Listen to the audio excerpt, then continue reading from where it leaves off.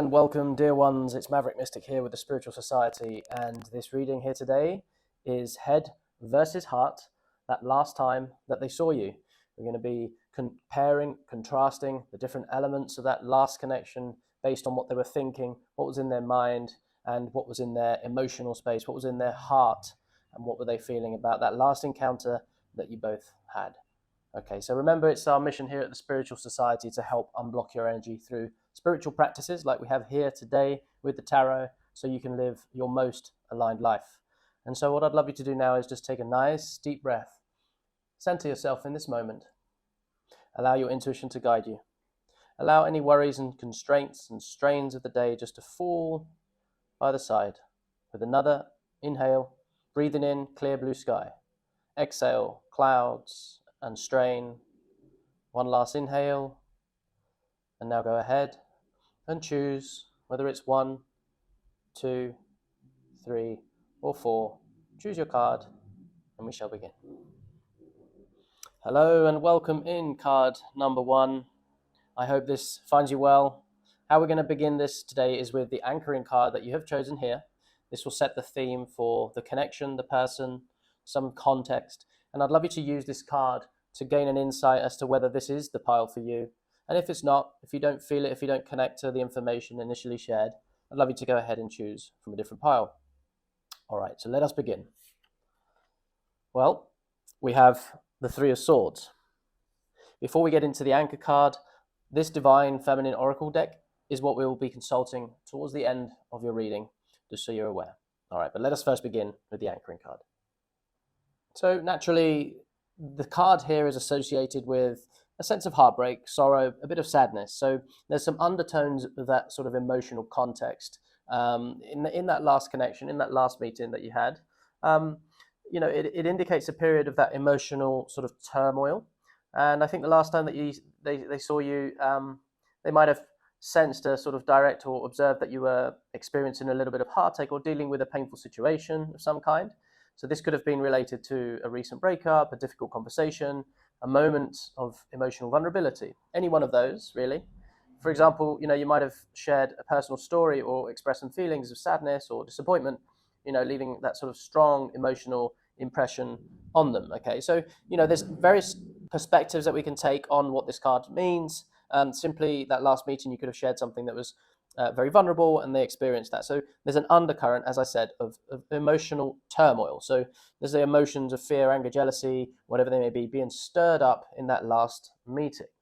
There is also a suggestion here potentially that there might have been sort of unresolved issues between the both of you. And so, the encounter could have brought up a little bit of past grievances or highlighted sort of ongoing conflicts. And this might have been noticed that there were things that were unsaid potentially. Okay, so there were some things that were not shared or emotions that were not fully addressed, creating that sort of tension, an open loop, a sort of unfinished business as well. It's another element that I'm sort of picking up from this card. Is sort of an open loop, unresolved energy about this card as it stands out to me. It definitely highlights emotional vulnerability. I think they saw a side of you that was open, that was raw.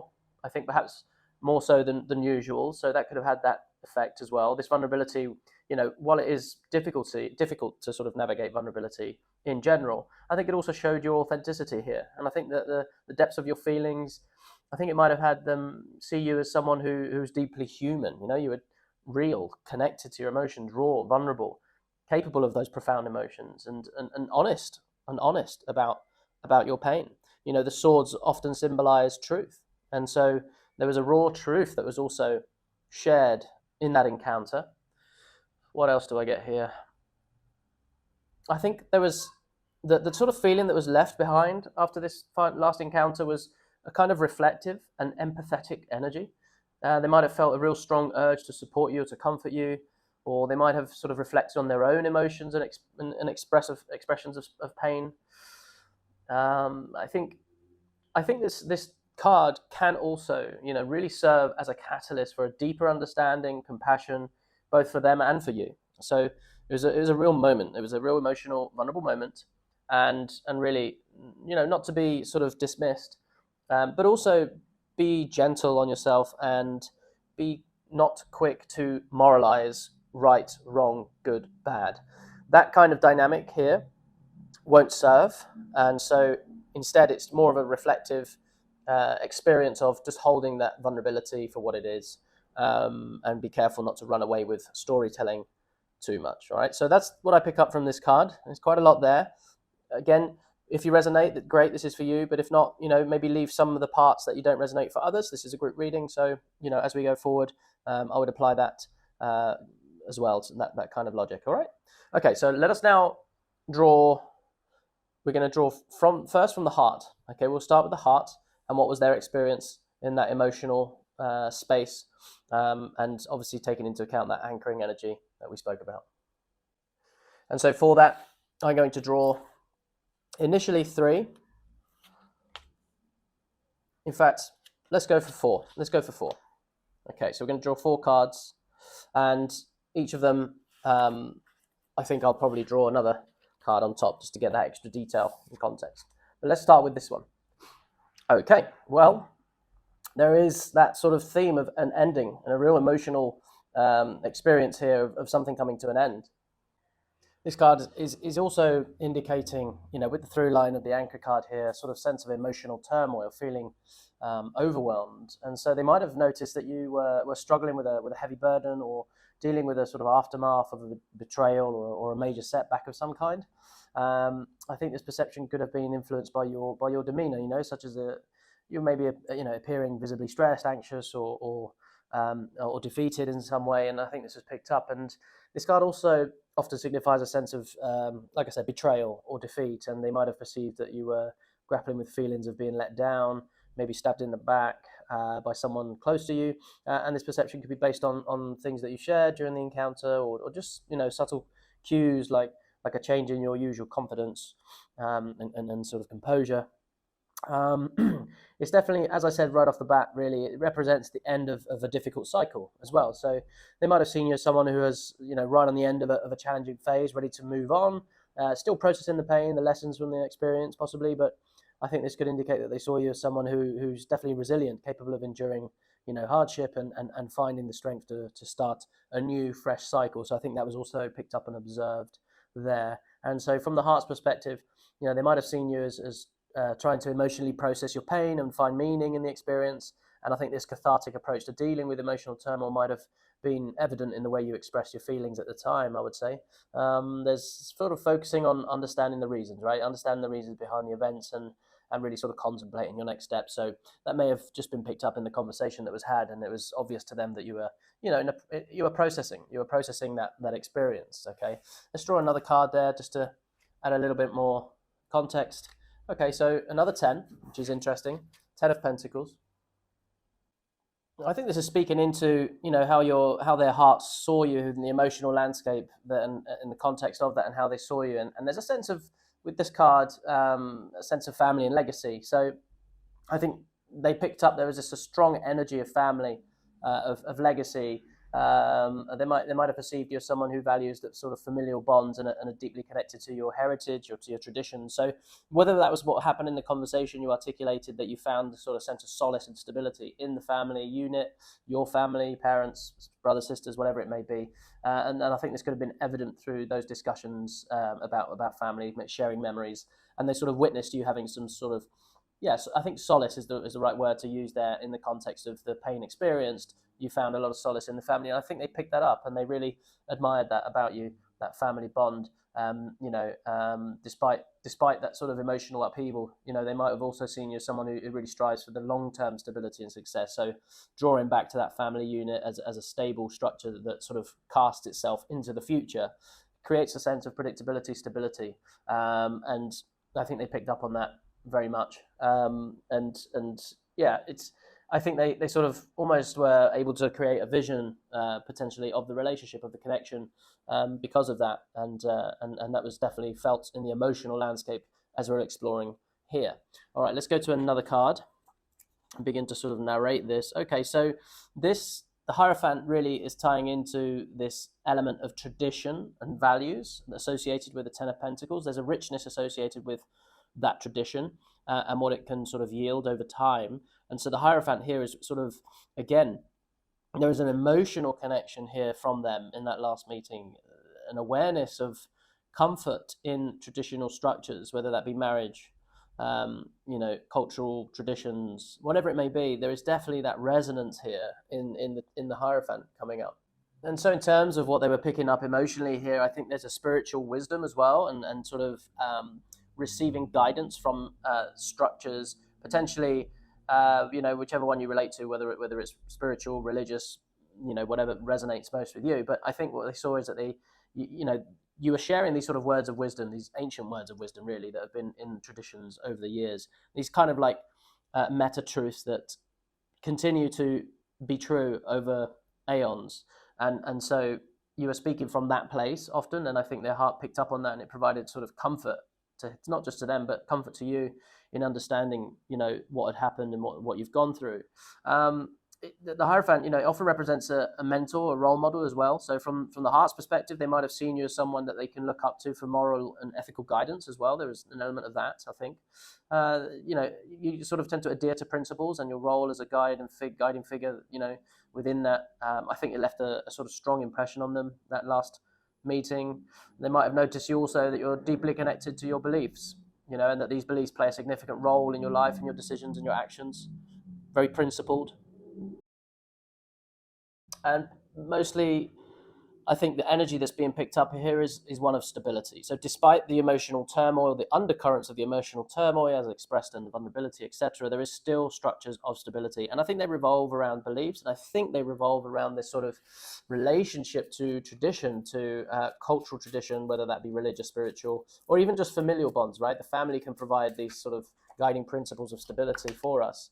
And so let us draw another card for more context, get some more detail here. We have the Queen of Wands. And so what I'm seeing here is this charismatic leader of the Queen of Wands, as, the heart that is experiencing this, throughout it all, there is still this sort of majestic sort of way, this grace, but also passion that is being picked up here by the person. And they really sort of acknowledge that. And I think it's also speaking into that leadership element that you have, whether it be a mentor, whether it be a leader, whether it be, you're taking a very sort of commanding presence in the emotional turmoil that we're experiencing and that we're highlighting here.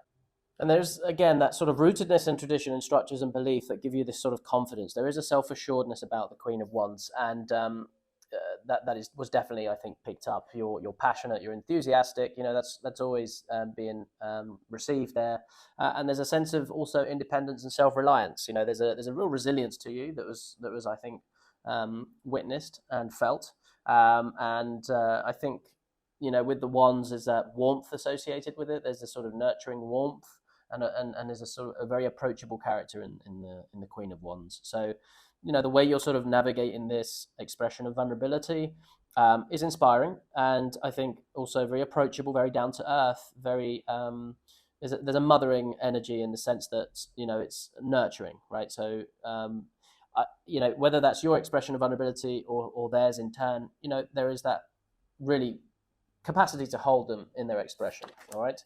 So let's keep going, see what other details, what emerged and what was felt in the heart space. And we have the Two of Pentacles. And I think what was felt here is they recognize your capacity to juggle multiple sort of responsibilities at the same time. But they also saw a sense of your ability to sort of balance different areas of your life. The different, whether it be a work, whether it be a hobby, whether it be commitment to your friends and family, they saw that you're able to sort of juggle this and master this sort of workload. You're very adept at doing that, and I think this adaptation and flexibility, I think they perceived in you someone who could smoothly navigate changes, unexpected situations, that kind of thing. And really, this is tied into the way you're managing to experience the emotional turmoil, remain grounded and centered. I think that's essentially another element and a detail of what they're perceiving, is that ability to maintain equilibrium, harmony. And there is an element of grace associated, especially when we have the Queen here, gracing us with her presence here, signifying that the through line of all of this is grace. And that's a very powerful, high resonance energy. And I think they really felt that. And that drew them closer to you, this ability to remain calm and sort of in an effortless way make decisions, and managing those responsibilities carefully and well. I think your ability to juggle what's and differentiate between what's your responsibility, what's not your responsibility is also is felt. Notice also that the Two of Pentacles is connected to the major arcana as above with the lovers, and in particular with the energy of balance and harmony. Okay, which the lovers really on a macro level encompasses. And so let's draw another card here. Yeah, so the Three of Cups, a very celebratory, joyous card, camaraderie, coming together, social sort of networks being fruitfully woven in and supported, mutually supported. So it's a very, very positive card. I think this also carries through with it the energy of the harmony coming together here, which is picked up on. There's also feelings of strong friendship. There's a sort of emotional support network. There's a togetherness that you are communicating to them, whether that's through the family expressions the bonds that we have there, based on shared principles and values, etc. But there's a very positive, harmonious sort of sense that they're picking up on, and it could also be representative of because this is on the heart space, the emotional landscape that you have is, I think you have access to a rich emotional landscape, and it's one that you are adept at navigating and integrating and harmonizing, not allowing the root emotions of fear, anger, and jealousy to affect you in negative ways. Rather, you're able to sort of alchemize and process them and move them, and it's often done in sort of shared communities, and you have a good sort of friendship network there. Then I think all of that is being picked up. The major arcana related to the Three of Cups is the Empress. So again, there's that nurturing element, leadership, nurturing, mother, wholeness, the very rich wholeness kind of energies that are associated with it. And this is a very joyous card. So there's a lot of joy associated in the networks that you have around you. Interesting. So we also have the Eight of Swords. And I think that this card ties us back to that initial emotional undercurrent that was expressed. But in this sense, there's another dimension that was picked up by them. I think the Eight of Swords here indicating that there's a state of emotional restriction or potentially confusion. And they might have noticed that you were feeling stuck or unable to sort of see a clear path forward. And this was probably in the way that the emotional pain was kind of expressed, and that was what was picked up essentially as well. And I think this perception could have been influenced by your behavior, such as maybe you were hesitating to make a decision or express doubts or fears. So there's a hesitancy there. And there's a sense of almost a sense of helplessness in a way that was picked up as the energy that I'm getting from this card. They might have perceived you as sort of grappling with feelings of being trapped by your circumstances or your own emotions. And so I think this is really lending itself to a bit more detail to what the emotional undercurrents were. There is a little bit of inner conflict going on here, mild sort of sense of anxiety potentially going on. And they might have seen you as someone who was dealing with a sort of significant internal struggle, and kind of feeling torn between different options or unable to sort of overcome certain fears. This could indicate that they saw you as someone who's very introspective and working through some complex emotions and anxieties. But also this could be a perception of theirs, and this could have activated their anxiety, right, in their heart, observing you deal with this complex sort of emotional landscape, because you are very adept at doing so. You have good emotional support structures around you, good principles, good values. And as far as you're concerned, you might just be navigating through it, and that's a normal process, right? But for them, this could have been quite anxiety producing for them, because they may not be actually used to navigating and integrating emotions the way that you do. I feel like you've got a firm grasp on the emotional landscape, and very grounded in your process. And this was maybe misinterpreted, and some assumptions may have been made about that. And not everybody is adept as you dealing with the emotional landscape.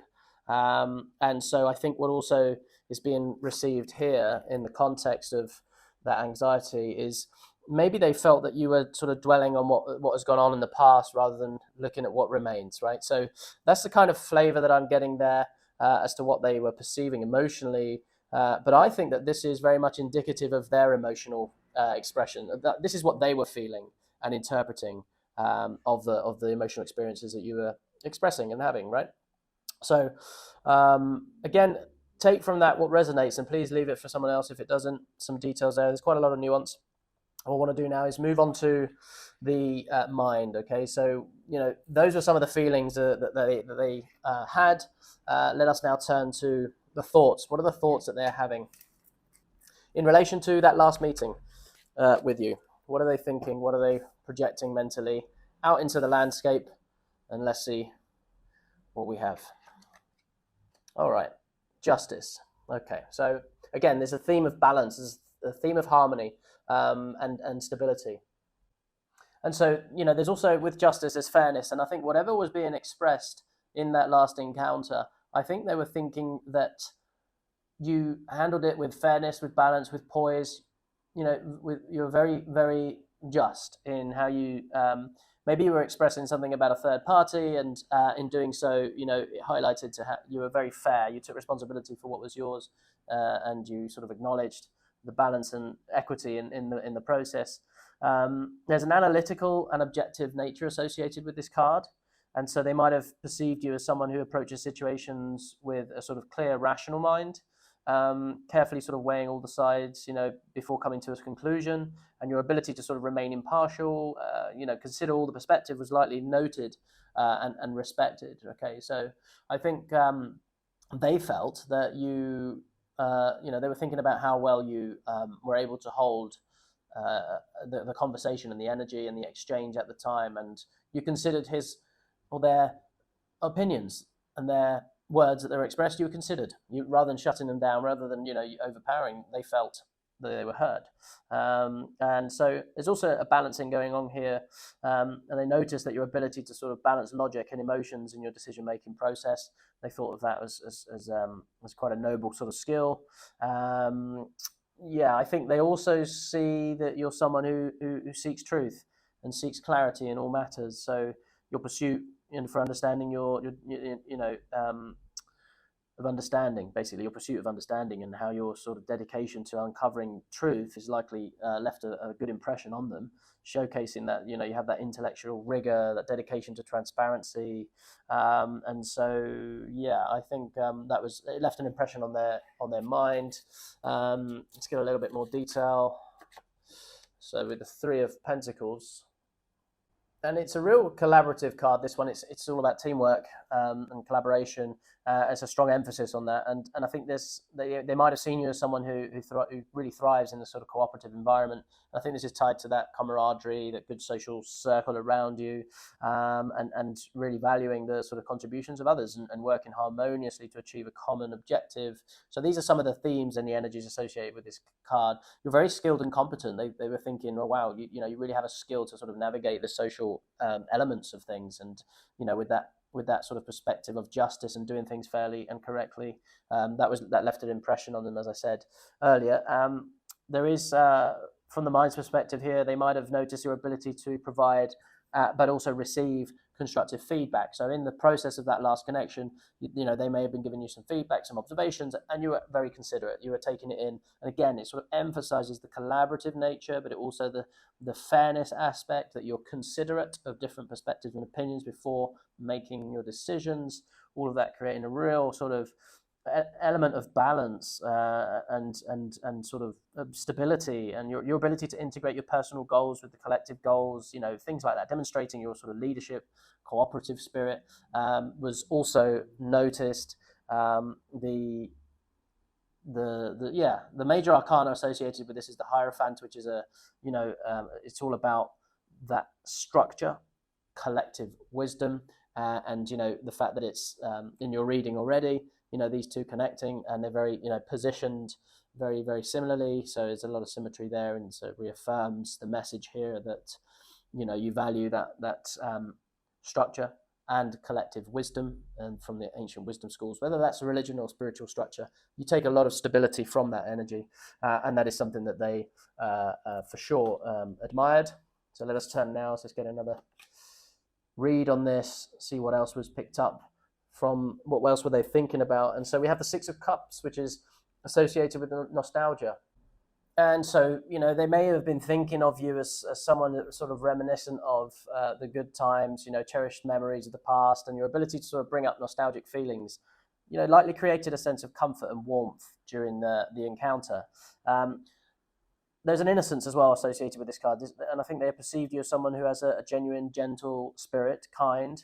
The way you interact with others, the sort of sense of innocence, and just maybe that may be tied into the how you navigate other people's expressions and how you hold them without judgment, and it's just a fairness about that. That's seen as kind, and so there's a lot of emotional warmth and familiarity. There's and you have a generous side to you that was also picked up, and they think that this is an amazing quality of yours. So a lot of good things going on there. We have there's a connection to the sun as well with the major arcana coming through here. So in a way, it's like a radiation. It's your energy, your aura that is perceived, and so they're really sort of attributing it to maybe a simpler time in the past. And look, they really admire your strength as well. This card is rooted in compassion. Okay, so this type of strength that we see illustrated here is very much rooted in compassion. So it's like the compassion for others, maybe less able, less fortunate, and I think that really stood out to them. And so they think of you in very high regard. You possess this sort of noble strengths, we could say, that's really left an impression on them for sure. Okay, let's continue here. So the Knight of Pentacles. There is an element of duty always associated with the knights, but in this one there's a diligence, there is a careful, considerate sort of decision-making energy associated to really, taking responsibility for material stuff, whether that's your finances, right, and sort of material structures around you. There's a diligence about that, and I think that you were considered, and they were thinking of you as somebody that is dependable, reliable, and can provide the sense of stability financially. There's also, I think, there's a through line here to caring for others less able, and I'm wondering if that's some sort of maybe there's a care for the elderly going on here that I'm picking up on, and I think that they witness this and see you as somebody who is dependable, particularly financially, and I think this energy of dependability and reliability is something that they thought was very noble, and sort of carries on with the through line of that royal energy, that nobility that you possess. Interestingly, with the Nine of Swords, I think they also picked up on a bit of a juxtaposition of energies here. So, we had earlier the anxiety, right? So, and funny old thing that, we have a mirroring going on here, that their heart was picking up the energy of anxiety, but also now we're thinking that their mind is also in that same place. So there's definite resonance and alignment for them going on in their heart space and their mind. So they may be thinking, maybe this sort of element of duty and responsibility and taking care of others maybe causing a sort of level of anxiety or stress financially, emotionally, but causes some sort of struggles of the mind is what I'm picking up here. And that was again a perception of theirs. Whether or not that is true for you, remembering this is the impressions that was left on them. Okay, so let us keep going here. All right, they also picked up, a sense of newness, new beginning, new opportunities, and I think you articulated this. There's a through line here carrying on with the Knight of Pentacles, with the Ace of Pentacles, in that you have this sort of ability to communicate that, your stability, your approach, your optimism, your positivity always has the air of newness and being able to create new realities for yourself. So there's a real sort of abundance in this, and there's a real sense of possibility, and you create realities for yourself. And so, their mind may have flashed through this sort of observation of like, you have the power, or at least the means, the financial means, to create new realities for yourself, and in particular those around you, right? Those, again, in that sort of supportive way, the community is very important to you. Interesting, there's a juxtaposition here. We have a bit of bondage, maybe sort of some addictions, some hidden aspects connected to materialism. But also, what I also pick up from this card is that there may be something that he's thinking about along the lines of, what are you sacrificing? By being this sort of person who cares for others, being responsible, creating this sort of sense of stability, juggling all of these different things, Even though that for you it may be a very rich experience of abundance that is created, there may be the anxiety, maybe he's seeing something along the lines of, what are you sacrificing in order to maintain this? What are you sacrificing in order to create these new opportunities, not just for yourself, but for others, right? So I think there is something of that is being experienced or expressed and therefore picked up by them. So there's a sort of attachment to well, no, I think rather than an addiction, I don't think it's an addictive thing. I think it is a sacrificial thing. So what are you sacrificing as an impression, right? That's the impression that they're getting at this time. What I'd love to do now, before we go into the divine card, I just want to get a sense of this connection. Is what type of connection? Let's go with two questions. So we go, what type of connection, and what is in store for the future of this connection? Let's answer these questions, because I'm very curious to know the nature of this connection. If it's a friendship, if it's an amorous one, if it's okay. So we have Page of Cups. Okay, we'll come back to that in a minute. But the Page of Cups, in terms of what type of relationship this is. And so what this card tells me is that it's the relationship, the connection has a sense of freshness about it, for sure. It's also emotional vulnerability, right? We experienced already the emotional vulnerability, so those are the characteristics of it. I think the potential for a deep emotional connection here is there. It indicates a relationship that could be sort of really budding with the romantic feelings, or developing a deep, meaningful friendship. So it's definitely has the potential for either one of those. I think the components of that emotional openness are there. Therefore, that's why that potential exists to really go in either direction. There's a newness about it. There's a sort of youthfulness about it, heartfelt communication across the board. And I think there is a real deep potential here for a deep connection. Right, there's a deep emotional connection. I think it also highlights there's a creative and imaginative aspect to the relationship as associated with this card, and there might be a sort of shared interest of some sort. Maybe there's a creative pursuit or a mutual appreciation for some kind of artistic expression, is what I'm picking up here, and it could be enriched by shared activities that involve creativity, that involve imagination. Curiously, the major arcana associated with this card is the Lovers. So take from that what you will. So I think that's a deeply emotionally rich relationship, is what I pick up there. The other one was, what does the future hold for this connection? And we have the Nine of Pentacles. And I think that both parties are going to get an enormous sense of personal fulfillment out of this relationship. That's the potential there. Each of you can really grow within this union. I feel there is definitely a sense of self-sufficiency and independence coming into the connection, which is very healthy. There's no sort of codependency going on there, which to me, in my mind, is very powerful, very strong. There's a sort of enjoyment of success. You enjoy their success and they enjoy yours. There's that sort of mutual sense there, and it's a very stable, very secure connection, is what I pick up here. That mutual respect and admiration, I think, has really the seeds for longevity here, and there is a wholesomeness about this connection that I feel also. There is the major arcana associated with this card is the World, which is completion and wholeness. And so that's why I say that. There's sort of a sort of sense of completion about it, very abundant. It's amazing to be able to have independence in union, right? That's a very powerful thing. If you can really pull that off, then that's an amazing energy to sort of cultivate, independence in union. So those are some of the sort of vibrations and the energies that I'm getting there in terms of what type of connection and what the future may look like as a potential for the relationship. And what I want to do now is turn to the Divine Feminine Oracle for a little bit of guidance, a little bit of wisdom, we could say, from the higher powers. And today you have chosen Sappho, the poetess. So there's that creative sort of vibe going on there again. So, it says, I love every inch of my body and I love the woman in my life fiercely. So the woman in your life, whatever that may mean for you, that could be yourself, that could be this person, right? Whatever resonates for you. There is a sort of a fierce, passionate energy associated with Sappho.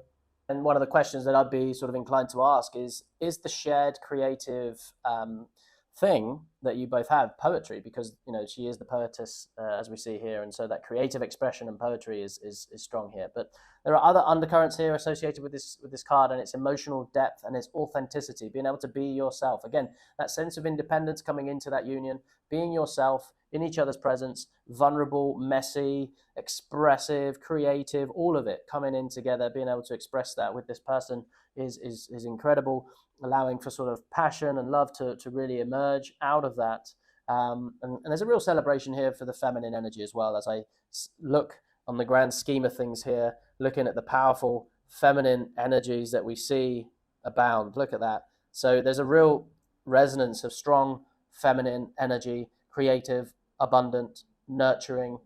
And so, yeah, it's a deep connection, high resonance. I see a lot of positive aspects of this connection. And that last time that you met, I think there was a heartfelt shared moment. And I think there is a very positive future ahead for this connection, should you so wish. With that, I'm going to draw it to a close now. I'd love you to go ahead and claim this reading, if it resonated with you, with a cup. Let's go for the emotional representation of a cup to claim this reading for you, to let me know that this has been impactful. And as always, it's an honor to be of service to you here today. I look forward to doing it again soon. Until that time, take care.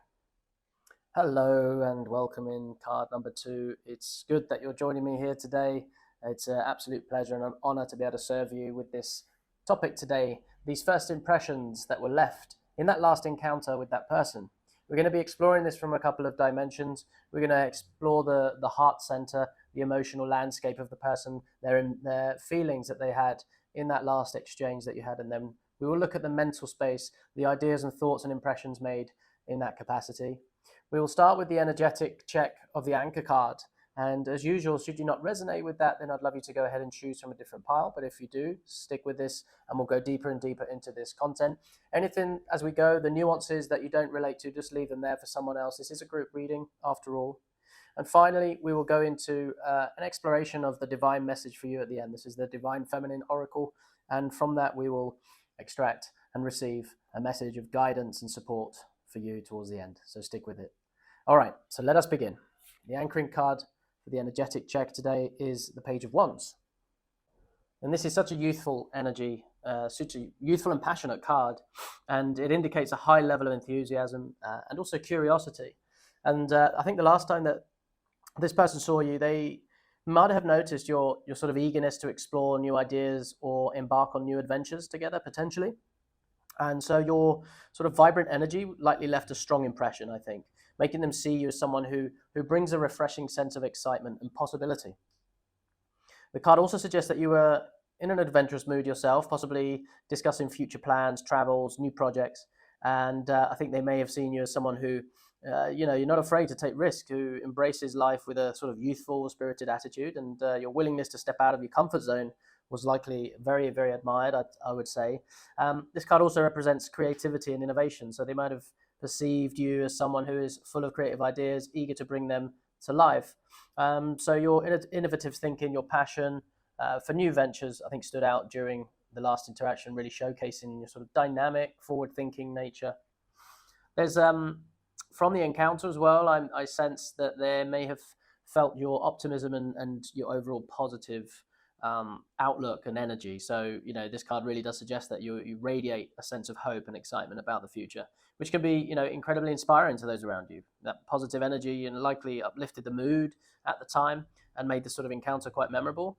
And so, yeah, there's also, they might have seen you as someone who kind of embodies a youthful energy, regardless of your age. This is sort of an energetic in your approach to life. You're filled with enthusiasm.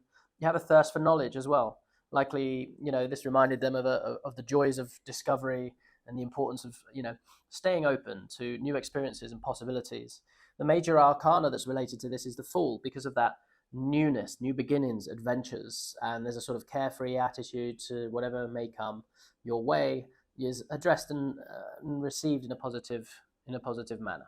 All right, so let us now explore the heart space and some of the experiences at that level for this person, okay? See if we can gain some context. And we'll draw initially these 4 piles, but I will be drawing more cards to get more context for each one as we go. Okay, so initially the 4. So with this card, the energies that I'm picking up are contemplation and reevaluation. So it's this period of introspection. There's a certain reevaluating that you're doing currently, and was picked up at least in that last interaction. And they might have noticed that you were sort of contemplating your emotions, maybe reassessing your current situation. This reflective state could have been evident through your sort of demeanor or the topics of conversation, maybe suggesting that you were considering some new perspectives, some new opportunities. It often indicates a sense of emotional dissatisfaction or feelings of stuckness. They may have perceived something that in you that you experienced some form of emotional discontent, possibly feeling a little unfulfilled or maybe longing for something more meaningful. This could have been, reflected in your expressions or the way you sort of talked about, again, those certain aspects of your life or certain topics, and they may have picked something up there. It can also suggest a possibility of sort of missed opportunities, or maybe there's a reluctance to sort of embrace new experiences, right? So they may have seen you as someone who was kind of hesitant to accept new emotional experiences or offers, possibly due to past disappointments or current state of emotional withdrawal. So there's a number of possibilities that are going on with this card, I would say. From the heart's perspective, I think they might have noticed that you need introspection or you need solitude, and it often indicates that desire to sort of retreat inwards and to understand one's own emotions a little better. So this could have been apparent, and they could have picked up on that. Maybe your body language, or again, something that how you were behaving was picked up on, that maybe you need a bit of quiet time. Another possibility there. I think, but also, despite the sense of sort of dissatisfaction, I think this also holds the potential for emotional renewal, right? So there's always current dissatisfaction with the potential for renewal. That's always there. And they might have sensed that you were on the verge of maybe gaining some new insights or finding a path to greater emotional fulfillment, even if you're not fully aware of it. This is in the felt sense as well, remember. So sometimes words aren't uttered in the context of that. The major arcana linked to this card is the Hermit. So there's introspection, but there's also that lantern with the star in it, which is indicative of a vision of something new, something to aim for, right? So it's also a hopeful card. It's a renewal card as well. And so I think those are some of the elements that were being received on the emotional aspect. So I just want to draw one more card to help us identify a little bit more detail. So there we go. So there's a confirmation for me. And I was saying with the Hermit, with the North Star, for me, instead of a kind of low energy associated with the Four of Cups, I think it is very much a sense of there's a new, something new and hopeful on the horizon that is coming, emotionally fulfilling. And, the Star for me is just a confirmation of that as it comes out here. And I think that in the conversations that you were having, I think the felt sense was that you had the sort of emergence of a new experience was on the horizon for you, something to aim for, something that's uplifting. And so I think the Star has really helped to confirm that for me. Okay, so let's transition now over to this card. And we have the Hierophant. And this stable, traditional, wise, these are some of the energies associated with this card. And tradition, but also spiritual wisdom is also captured here. And they may have seen you as someone who offers the deep insights and advice that is rooted in their spiritual or maybe religious beliefs, whichever one you relate to the most. You might have shared some words of wisdom, offered some guidance, and or provided comfort through your understandings of the spiritual principles. There's commitment to tradition also linked to this card. It might have been evident in your actions, your words, or the way you presented yourself. There's a cultural element here that's associated to those traditions. There's sometimes a role model or a mentor also connected to the Hierophant, which they may have picked up on. Just the fact that you're very principled and you follow those principles through. And there's a very stable energy associated with the Hierophant. So I'm thinking that the emotional experience so far of this person in that last interaction, they're understanding that you can go introspective. There's the Hermit qualities there, which also then produces this hindsight, but also this insight, should I say, in the Star and the vision in where you're going. So it's an anticipatory sort of energy associated with that. Very rooted in tradition and processes, though. So that's very powerful sort of dynamic. And the abundance associated with the Ten of Pentacles here is a wonderful sort of confirmation of the traditions and what that means as a structure of a family. So the feelings that they're getting here, very abundant, nurturing, familyness, homeliness, abundance of fortune and wealth and structure associated with doing things in a traditional manner, in a careful manner, and so these are very strong energies that I'm getting here. Oftentimes the emotional experience of having this type of stability around us, it really calms our nervous system. It's almost like the human animal feels calmer, more reassured, and in a more sort of healing rest and digest kind of space when we know what's coming, or if we have a sense of predictability. If we have to, tradition allows us to have these stable sort of norms that repeat, the repeat patterns that really comfort us, knowing what's coming. Right? That's the sense I get from that. Is if you know you're going to be abundant, secure, held, moving forward into the future, it stabilizes the nervous system and offers a real calming energy. And this is the felt experience of this person in that last connection. This is what they were really experiencing at an emotional level. So it's very powerful. And the sense of legacy, the sense of family associated with this Ten of Pentacles is very important to sort of tune into. There's a relationship with this card, the Ten of Pentacles. The major arcana, the major archetype that this sort of comes down from is the Emperor. So there is a sort of masculine dynamic here in terms of the structure, in terms of stability, family, legacy. It's a very high vibrational card, and for long-term success. So these are really positive, as I said, really grounding, positive, affirming energies.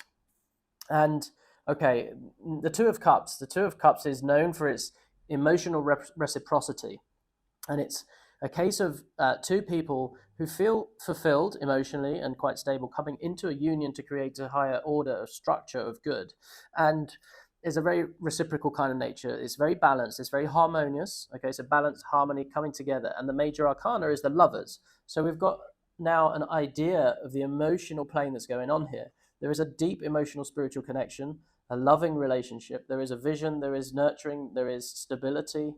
These are all very, very positive feelings that are being expressed here through these cards. And there's a sort of a mutual respect energy also associated here, deep emotional connection, mutual respect, partnership coming together. There's a huge romantic potential associated with this card, high vibrational energy associated with it in the frequency of love. So very positive. I want to draw another card just to get some more nuanced detail here in this space. And we have the Four of Pentacles, and there's a connection here to inheritance. There's a connection here to the financial sort of for stability, finance, and really a sort of a felt sense of security, holding on to those structures that have enabled abundance to sort of flourish economically, we could say. And I think really from this person's perspective, that I think they are desiring a sense of stability and security. So there's a real urge to have that energy in their life. So is what I'm picking up from here. It's a very protective card as well. You can see this person protected the coin, and I'm picking up energies of protectiveness. Maybe they feel like they could protect you and secure sort of a boundary of a sort of union around you to sort of really nurture what is being experienced here in the emotional plane. So there is definitely an energy there, with the major arcana of this card being the Emperor. Again, we're coming back to that connection there. So there's an Emperor energy, the sense of creating stability around those that you love, and that sort of castle, if you will, within which to be abundant and flourish and serve those that are in it. And so there is that kind of protectiveness, protective element, paternal sort of protective energies, again carrying through the Emperor energy. There is also a balancing act here in terms of being generous, but also taking care of self-preservation. So the idea of giving, but also not giving so much that you become a martyr and compromise your own security. So there is a balancing to be had. There is an undercurrent, a shadow aspect of this card.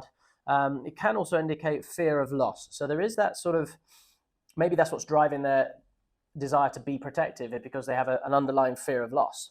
And I feel that this is something internalized and personal to them, and they may have sensed that you're sort of, either they were wary of you losing what you have you worked hard for, or just an underlying current of fear that they are bringing into the dynamic. And so I feel like there is, so that energy I think is something to be aware of, and maybe something to be a little bit more explored. And I think I want to do that now. Actually, I just want to explore this fear. What may be the sort of root of it? Okay, so we're in the shadow realm now. So death popping up is no surprise to me. So really, what I'm seeing here is really the fear of change, because I associate this card in the context of this reading in particular with the changing of the guard. We see here that the fallen king, the king is dead, long live the king. We see the next young king about to be brought into his kingdom. But essentially the significance of this card is change. That's the macro context of it, is what I'm picking up here. So when I say what is that fear, what is the fear, then it may be this change that is coming. Whether there's an inheritance aspect to it, the changing of hands in terms of who's running the estate or the money or whatever it may be, there's definite change in the air, and that causes uncertainty in this person. And so, this contemplative aspect that you've displayed there, and they picked up on, it may be related to this change that's happening, and that is creating an undercurrent of fear in them. It may be you, but I sense this more in an internal process that's going on for them in this instance. All right. Okay, let's keep going. Oh, wonderful. Empress, under what we said now, the energetics of the major arcana associated with this, which is the Emperor. So the Emperor, the Empress are present in here energetically. And, this is a really powerful card, because it is the sort of, if you like, the other half of this card, the Lovers, but it's manifesting in a more mature way. So when we have the Lovers, that's like a youthful, new connection, and it's reciprocal and full of respect and all that, which is great. But I think when we have the two energies of the Emperor and the Empress in one reading, we're talking about a mature relationship and a connection that is, matured and full of wisdom, experience, and the archetypal energies of Mother, Father are there also, very clearly. So it provides a sort of more experienced, grounded, protective sort of energy, if you will, in the context of the relationship. And so I think that they're really feeling that. They're really feeling the energy of that maternal thing. And maybe the change is becoming a mother. Maybe that's the fear. Maybe it's a sense of becoming parents. So, the old king is dead, long live the king. I felt it in my family when my grandparents passed, and the next generation, the sons and sort of my aunties and uncles, they stepped into the maternal paternal role of the family. It's a big change. It's a big shift. It's a generational shift. It's an eternal thing that happens all the time, but I'm picking up that energy at the moment. I just want to draw another card just to see what else we can get from here. Yeah, so there's a sense of duty to the financial aspect of things, material aspects of things, property ownership, stability in terms of continuing to provide.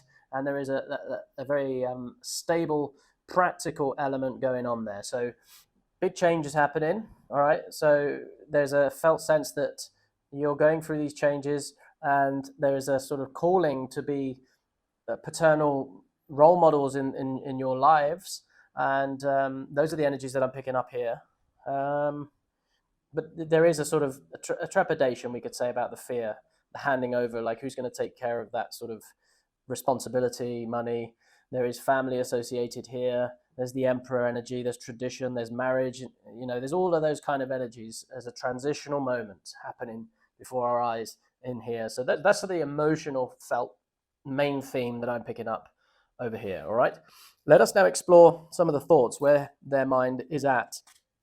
What are they thinking about? What are they anticipating? Again, we'll start with 4, and we'll draw more as we go. Added context. All right, so let's start over here. Okay, so 3 of Wands. This is this is an abundant card. It's a successful merchant that we see here, gazing over his ships, growing trade. It's a very visionary kind of looking forward. He has a firm grip of the staff. It's stable, secure, dependability, and the 3 offers this sort of idea of grounding in 2 parts, moving a third, right? So it's logical, strategic. There's strategy associated with this card. So they're thinking in that sort of forward-looking strategic gaze. Now, in relation to what it was felt is going on here, that's no surprise that this card is here representing their mind. So in that last interaction, there was a lot of food for thought for them to go, right, how do this project forward in this union, in this relationship? How do we sort of cast the vision forward, and what does it look like? And it's not just a dreamy sort of gazing onto the future. There's a lot of strategy associated, as I said, with this card, and planning and preparation. There's anticipation of opportunity as well. So they're anticipating a possible opportunity here to capitalize. I want to get a little bit more detail on that, because the reason why I hesitate, the major arcana associated with this is the Chariot. Now, the Chariot is about an imposition of one's will onto the world, and that can be quite a forceful energy at times. So I just want to make sure that this is coming from a good place, that it's not someone being strategic for their own sake. I know we had the Two of Cups, which is a good sign that it was the emotional space felt thing was of a collaborative union. So that's good. So let me just get another confirmatory card about the type of energy that this is. Yeah, so for me, this is visions of the future. This is overwhelming choices, but also confusion. There's an element of illusions as well, so a fantastical kind of imagining going on here.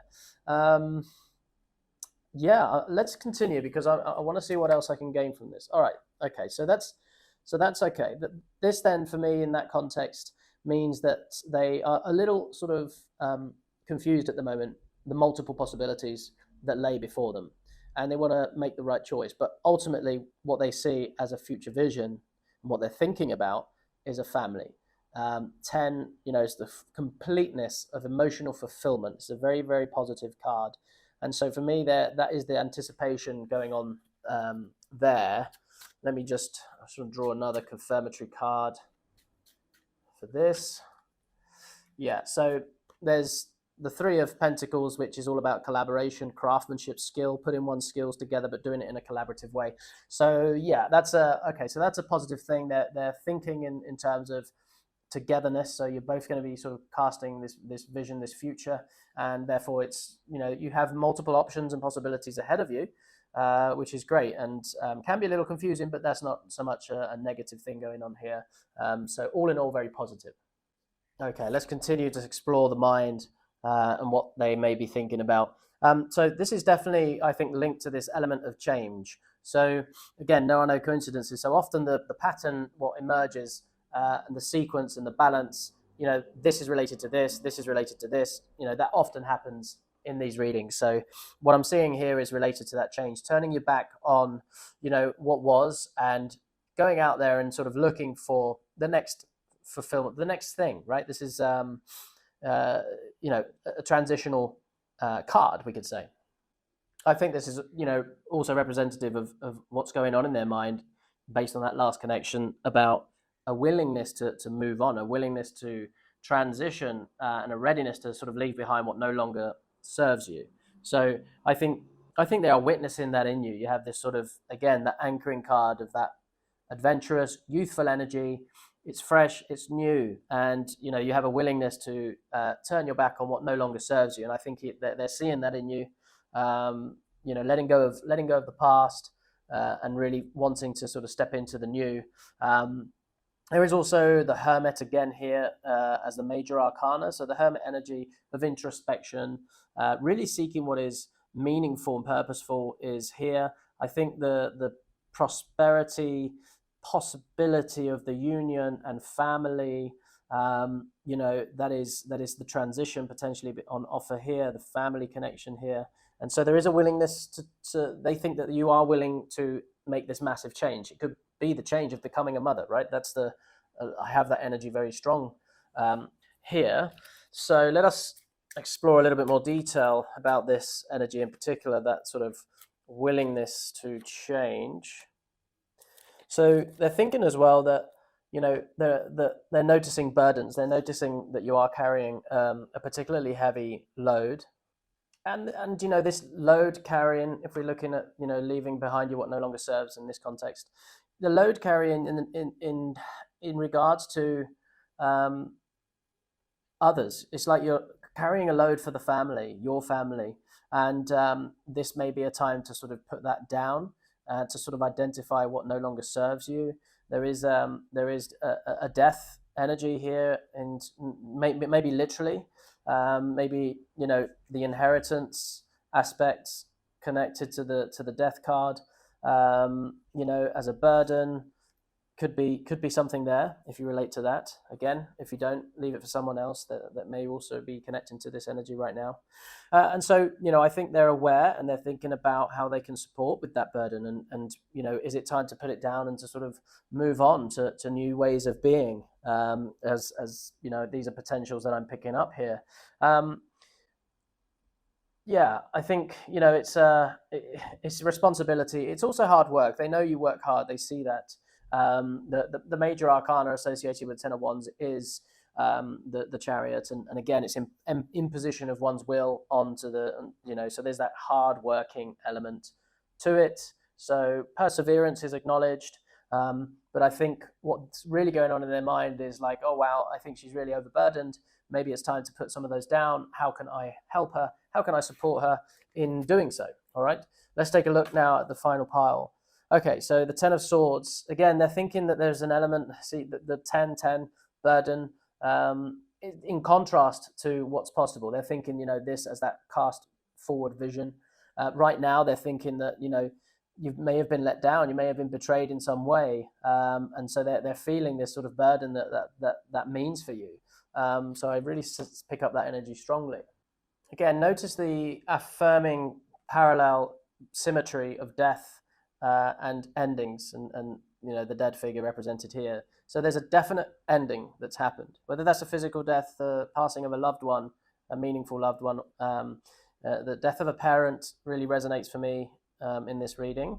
Whether that's the literal message that's coming here, regardless, there's a moment of change happening right now. It may be the reason that you've been drawn to this pile, to been drawn to this reading and to this tarot tool set, we could say, at this time. But I'm sensing that big change happening in your life. I'm also sensing somebody who cares about you. I'm also sensing somebody that sees a union in connection with you and a bright future, and really feels that sort of energy with you.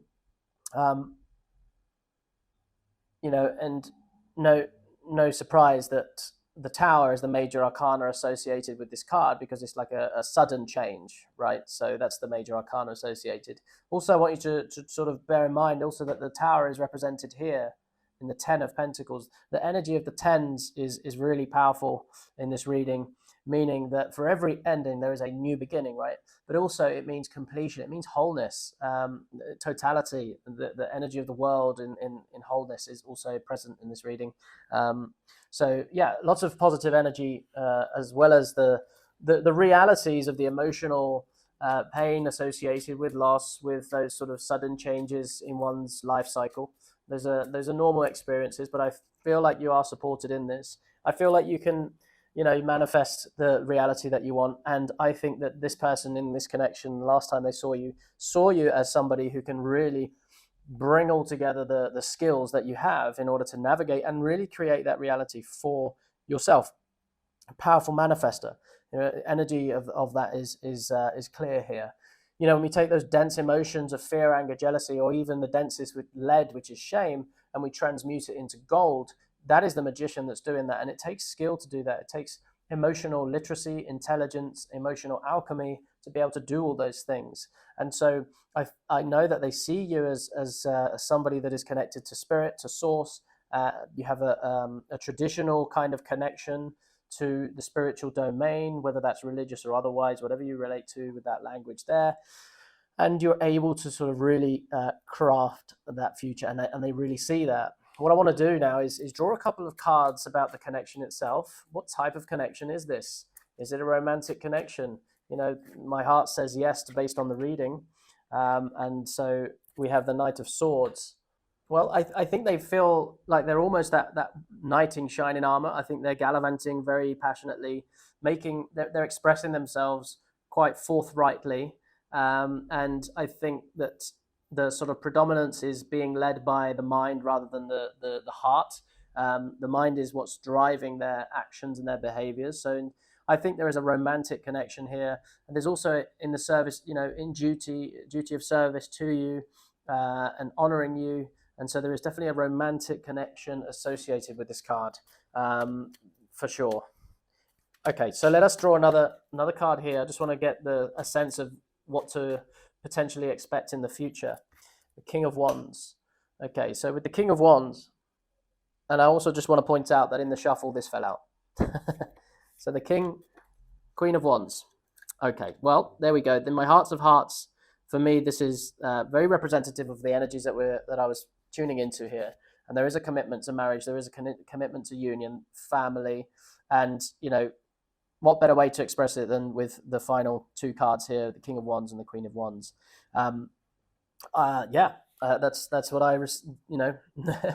the future prospects of this union are very clear according to these cards. Okay, so take that as you will. What I want to do now is bring in the Divine Oracle, the Divine Feminine Oracle, for one final reading, some advice, some guidance, and see what we have. So we have Miao Shan, the Princess of Mercy, giving and receiving. So we're talking about this energy. The universe, the energy of universe is merciful. And so, it's that reciprocal energy associated with this card. And the main advice I would say, lean into the values of compassion and kindness. Okay. This card really encourages you to approach the relationship and the interactions with a heart full of empathy and understanding. And this is advice for the union as such. This is for the relationship rather than one person in particular. There is also an element of sacrifice and endurance here. This card suggests that you may encounter challenges that require patience and resilience. And so embrace these challenges with grace, really, really knowing that your ability to endure and overcome them will lead to that spiritual growth, to that enlightenment. There is a spiritual element to this. It's really urging you here, I think, to connect to your higher selves individually and the spiritual beliefs that we uncovered here with the Hierophant. And I think this connection will provide you with the strength, with the guidance needed to navigate your paths. The devotion to your spiritual practice, I think, will help you maintain inner peace, a sense of clarity, especially in times of darkness, turmoil, the ups and downs of life. Having that spiritual resourcefulness is going to really serve you. And I think with that, I'm going to wrap this message up. And I hope this has been useful to you. If you've resonated to this reading and this has been very useful, please drop a sun into the comments. Let me know that you're claiming this. And, it's an absolute honor. Thank you for trusting me, Maverick Mystic, for this reading here today. I look forward to doing it again soon. In the meantime, take care. Hello and welcome in card number 3. This reading about first impressions, that last meeting that you had with that person. We're going to be exploring this in a number of different dimensions. We'll start with the heart center, the emotional space. What were they experiencing and feeling at that time? We'll then move over to the mind, the intellect. What are they thinking? What are they projecting forward? What is their main sort of ideas and thoughts that are happening in relation to that first impression, that last time that you met, and some of the dynamics there. We'll begin with the exploration of the anchor card. This anchor card is going to serve, and we have the energy of the Emperor with us, is going to serve as a check-in for you to see if you resonate with this reading. And so if you don't, I'd love you to go ahead and choose from a different pile. But if you do, stick with this, and we're going to go deep as we go through the reading. So, the Emperor. And so we have the representation here of authority, structure, stability, leadership. And I think, it signifies and represents authority and leadership. And I think they may have seen you as someone who commands respect, someone who takes charge of situations effectively. And I think your ability to lead provides direction, likely, that's likely that stood out to them. And what else? So, they may have perceived you as someone who provides a sense of safety and reliability. Now, that can be on many different planes, emotionally, intellectually, financially, whatever resonates the most there. But they definitely see you as somebody that provides that stability and that security. From the encounter, I think they might have felt your strong sense of responsibility and control in a positive aspect, the command of the chaos, let's say, being able to sort of create structure and stability out of the chaos of the ether of life, we could say. There is a masculine energy associated with the Emperor. We all have masculine and feminine energies in us, And so here we're seeing a predominance of the masculine archetype, masculine energy. And again, that's really a mastery of order over chaos in many ways. Stability. We see the strong throne of the emperor here as that's signifying that solid structure, dependability, reliability throughout. And so there is a minor arcana connotation with this card as well that may play out in the reading as we go, and that is the Four of Wands. And the fours really reflect out the notion of stability, in the four being like the four legs of the table, providing that stability and that structure. And so this one, we can draw from the Four of Wands being this sense of family, prosperity, togetherness. There's those energies associated with it. All right, let us now get into the aspects of the emotional experience of that last encounter, not just as a first impression, but lasting impressions and beyond. All right, we'll start with 4, and I'll more likely draw more cards as we go, just to find more detail, more nuance as we go. Right, so we have the 5 of Cups. And remember, this is in the space of the heart, right? So this is the emotional landscape, and based on those first impressions, what is emotionally being felt. So, we associate the 5 of Cups with grief, with sadness, and they may have seen you as someone who is emotionally burdened by a recent loss or maybe a disappointment. Whatever the context of that might have been. I think there is a tendency here highlighted to focus potentially on what has been lost rather than what remains. So they may have perceived that you were sort of dwelling on the past, or regrets, or missed opportunities potentially, making it sort of difficult for you to see the positive aspects of the current situation that you're facing. There is also the fact that this is related to being very open about your feelings and sadness and regret, and having the capacity to sort of process them without really caring what others think. So you have an empowered stance when it comes to accessing the natural emotions of grief and loss, showing a side that that is raw, that is genuine, and this vulnerability is likely made them more empathetic towards you, I think, in your situation. All right, so those are some of the elements that I'm picking up there. There might have been a sort of glimpses of your strength as well, in your resilience, indicating that you have the capacity to heal, to find hope again, through the way that you're naturally processing these emotions. Okay. Major arcana associated this is the moon. It's a very feminine energy, in the sense that it's the representative of the unconscious, the emotional plane, and oftentimes people are scared of that. But I think in your capacity, you are able to actually process emotions better than most. That's what I'm picking up here. I just want to get another card just for added detail, added confirmation. Okay, Eight of Swords. Interesting. So really sticking with the theme of this sort of this pain, this turmoil, we could be seeing here an element that is being felt that there are some belief structures that are keeping you stuck. Is what I'm sensing here. Again, these are perceptions of them, is what they're feeling. There are a series of thought patterns, beliefs of the past that may be keeping you stuck at the moment. And the through line energy and emotion here is fear, and that is what's being perceived. There is an element of fear in this. It could have been evident maybe with your expressions, or if some frustrations of and sort of language of helplessness a little bit that he may have picked up on. They may have perceived that you were sort of struggling with those self-imposed limitations, negative thought patterns as well. Okay, fear is the through line here, straight to, like I said, the major arcana of the moon, representing that sort of fear. There could be some internal conflict going on there. There's definitely a sort of need for liberation. That's what they felt. They felt that connection for sure. Trapped, limitations. This is what they were feeling, right? So again, this is maybe not your experience of the emotional landscape of that last encounter, but this is some of the content that are the energies that are being manifest. Now, in direct contrast to all of this, we have a very liberating, high vibrational card of the Nine of Pentacles. This is independence. This is a sense of abundance, self resourcefulness. There's definitely a mastery of multiple skills coming together here for your own abundance and prosperity.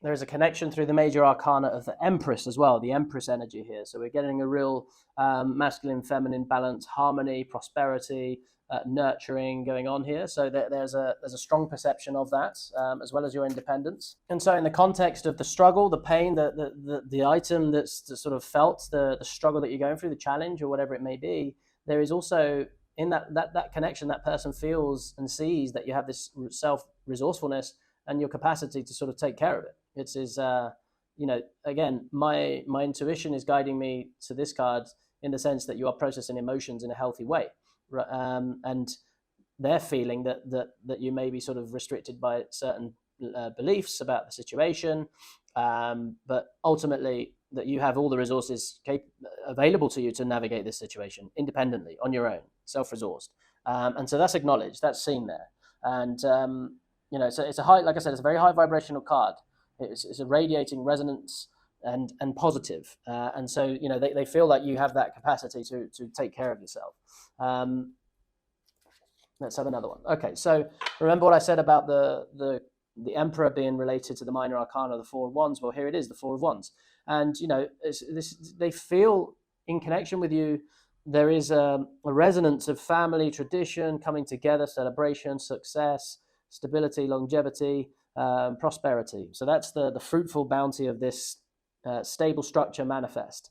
And there's a celebratory aspect to this as well. So, they're celebrating you for having that capacity to be independent, to really stand on your own 2 feet, and to take care of what you need to take care of. So there's a deep respect there. All right, let's have a look. What else we got? All right, so we have the Page of Wands. Let us turn now to the mindscape. So what was their perspective and their mental space? What were they thinking? We're looking at more sort of strategic ideas, thoughts, intellect in general. So we have the first card is going to be the World. Okay. So, and in that last encounter, I think that their thoughts revolved around a sense of completion, a sense of wholeness about you. There was a belief that you had gained a lot of experience, a worldly experience, and there's a sense of wisdom. But I think above all, its completion is the main theme associated with the world, and really, it's coming to a conclusion.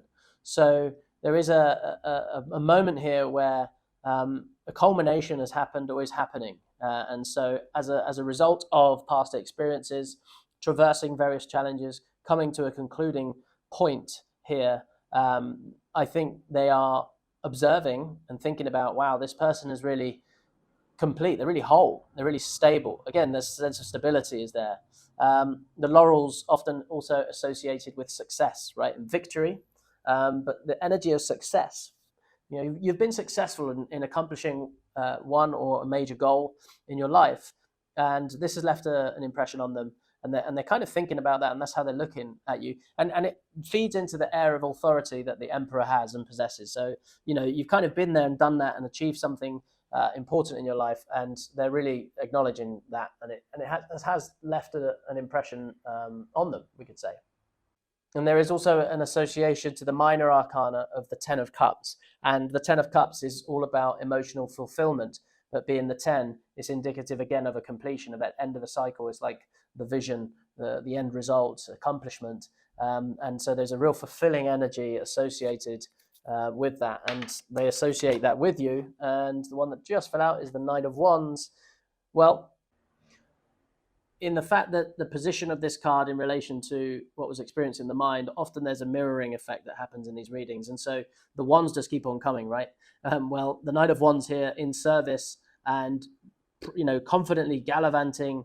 There's an element of adventure associated with this card as well. But really, it's taking a grasp of what makes you passionate and bringing it to fruition. There's a duty associated with this, whether it's the duty of others in as a family, right? Commitment to a family, but there's a definite impassioned element here of confidence. There is a fulfillment that's going to happen, and I think that ties into the world in that it's on the back of your worldly experience, your wisdom, and an accomplishment. You can now sort of confidently in an impassioned way, move forward into your goals and achieving your goals. And associated with that energy of really achieving your goals, the major arcana of this card is the Chariot. And, that is known for this card that represents imposing one's will on the material reality and really going after, in an emboldened way, a very confident way, going after what it is that you wish. So yeah, passion, adventure, real dynamic energy. There's even elements of risk taking and impulsivity as well that is being perceived here. So they're thinking like, wow, that's a bold move. So you're making some bold moves in your life right now in relation to that last time that you met. They experienced your expression or even your actions and making these really bold statements or boldly moving towards a sense of completion that you find meaningful. All right. Well, there are no coincidences ever in these readings. It never surprises me, but it always brings a chuckle to me that the cards lay out the way they do. And here we have it. We have that Chariot reaffirming this command that you have of your material reality, of your life. You know where you're going. You know why you're going there. You know what you want to achieve. And I think this has left an indelible sort of impression on them in the way they're thinking about you based on that. It's kind of inspiring and maybe a little daunting. But again, another wand. What we see is that it's not done in vain. You have a successful grasp on the future. You have a bright horizon ahead of you. There's success associated with the Three of Wands. And, it's kind of this merchant looking upon his fleet of ships as the success of his business grows. That's the sort of literal significance of this card that ties into the Four of Wands. But look at the journey. It's the Two of Wands, the Three of Wands, the Four of Wands. And, that to me seems to read what is going on here for you. There's a logical kind of stable enactment of your will on reality right now that is being looked at, and it's definitely being picked up. This person is noticing how you're operating, how you're doing things, and why not? Let's have some more wands.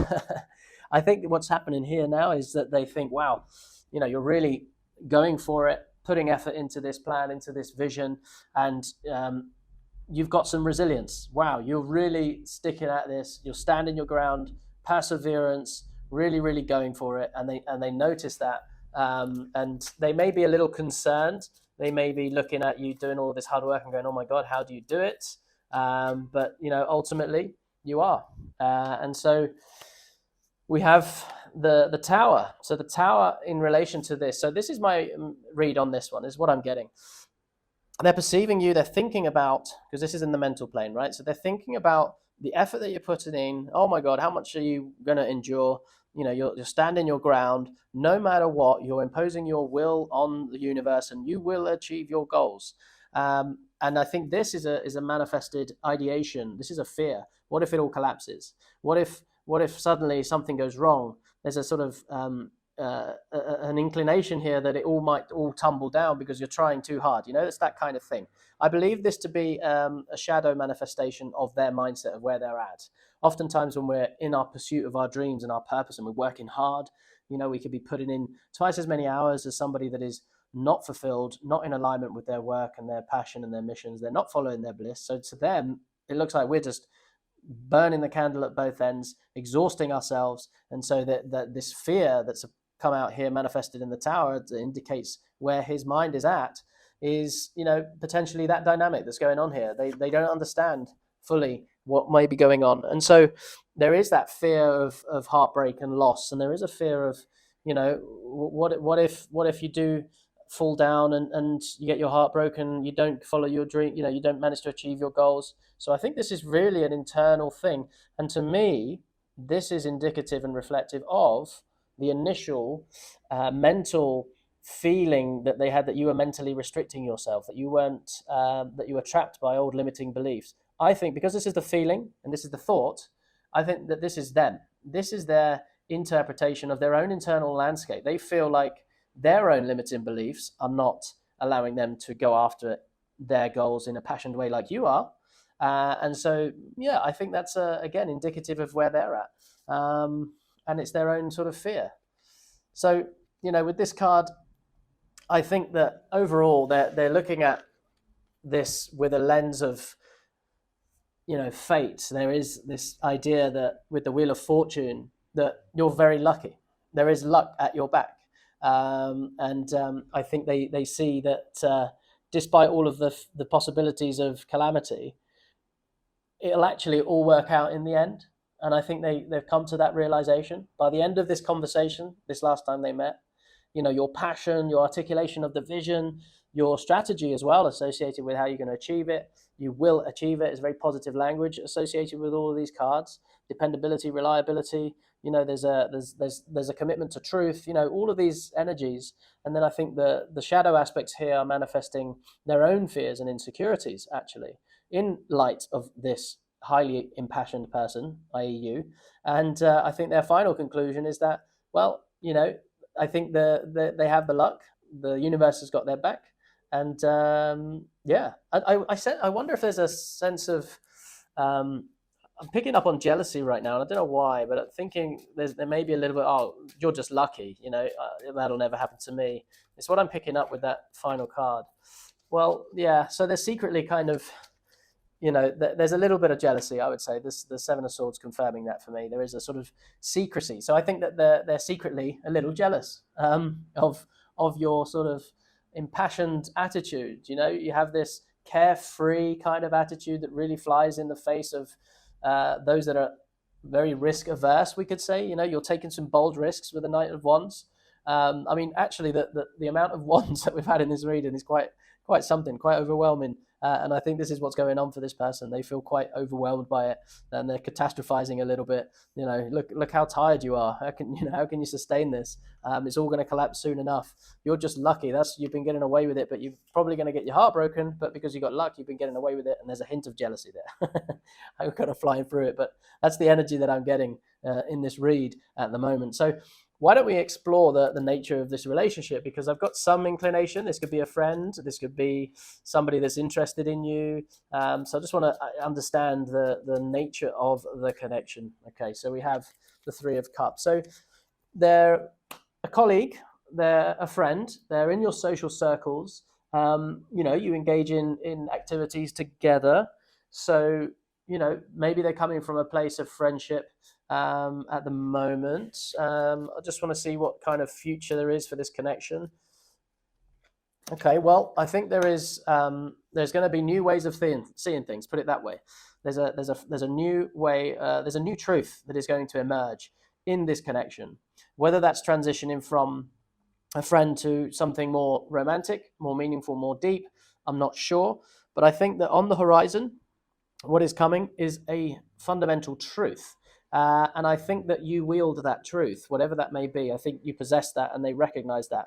And so there may be a statement about to be said, or some matter of fact, a statement of truth that is going to be spoken soon. And I feel like that will probably have quite a profound effect on this person.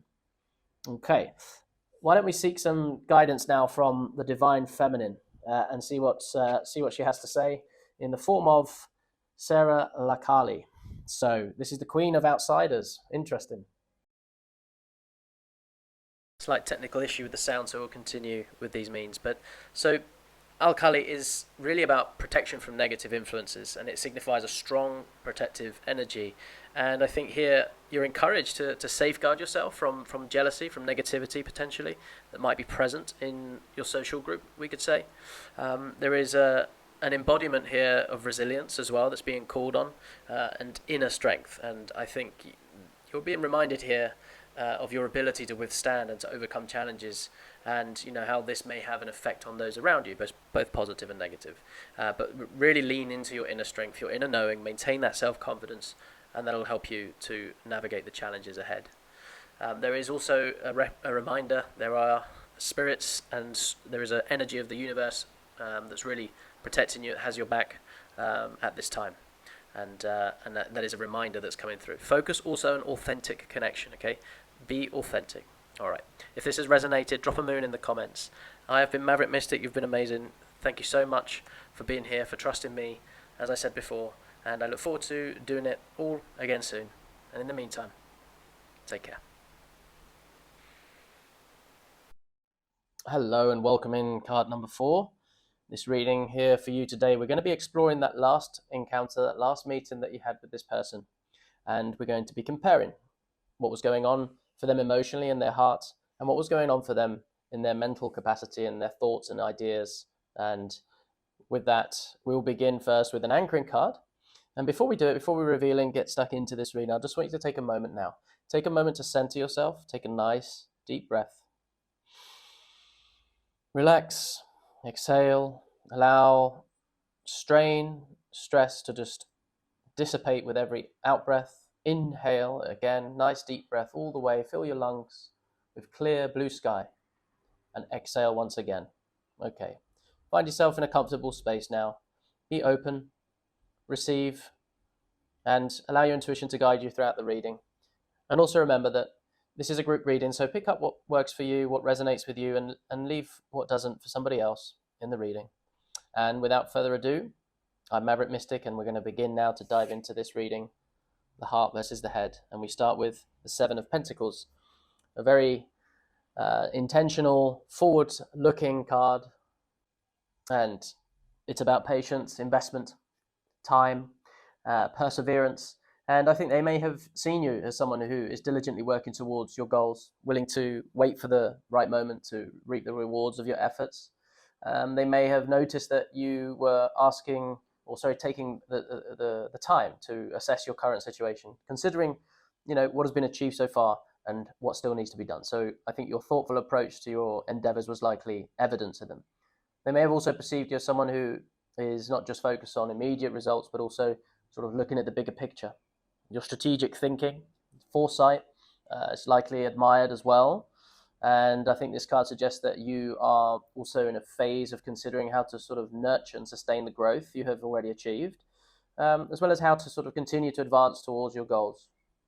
I think they may have also seen you as someone who understands that, worthwhile results, they take time, and, you're willing to put in the necessary work while, patiently waiting for the outcomes. So resonating here, the general theme, again, if you don't resonate with what's being said, then I'd love you to go ahead and choose from a different pile. But we have patience, we have evaluation, we have long-term planning in the mix here. There is also the major arcana associated with this is the Hanged Man. So we're talking about, different perspectives being taken as well and considering different perspectives. But there is a suspension of time in the sense that is a moment here of just contemplating, just waiting, just kind of seeing what's best to do in that space. That's the general theme. You're holding that space of contemplation. All right. What we'll do now is we're going to draw a series of cards for the heart center. We're going to be talking internalized emotions, feelings, a bit of intuition, these kind of areas of that last encounter and, those first impressions that were made on them. And the very first card is a read on their intuitive emotional hit that they got that first encounter. So immediately what stands out is this sort of shock of betrayal. This is their felt sense initially. Okay. But let's, unpack it a little bit more here. What I'm feeling myself is like, have you faced being let down recently? There's, with the 10, it's like a coming to an end of a phase, if you will. And that sort of ties into this contemplative kind of what next kind of feeling that I'm picking up. And so I think they felt that last time that, they felt the betrayal of the being let down, of what has just happened potentially. And there's an empathic kind of feeling towards you because of it.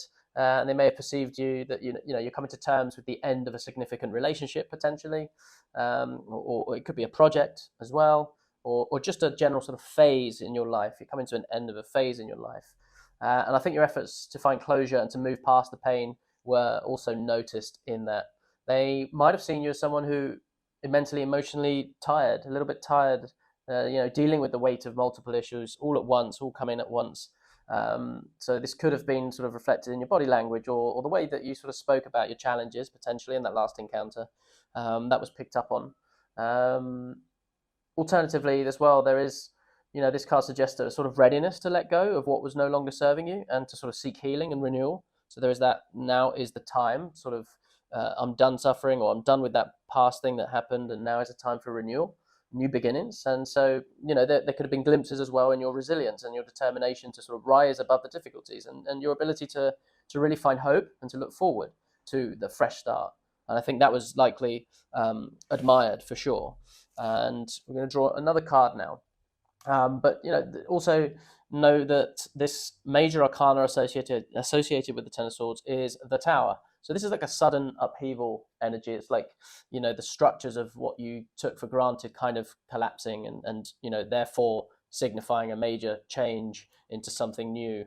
See, with the Seven of Swords as well playing into this, there is an element of this betrayal being done in secret. So that it did come as a little bit of a shock to you that what happened. Someone was holding something back from you.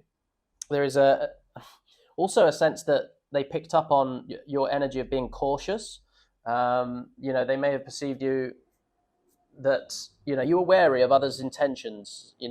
Or sort of dealing with a situation where maybe honesty was in question, right? And so the perception could have been, influenced by your sort of guarded behavior, your cautious communication. You weren't letting too much out, but there is a wisdom associated with that. They might have seen you also, carefully considering your moves. There's a strategy associated because of the betrayal, because of what happened, and really you're navigating these complex situations in a strategic way, in a careful manner, acting cautious.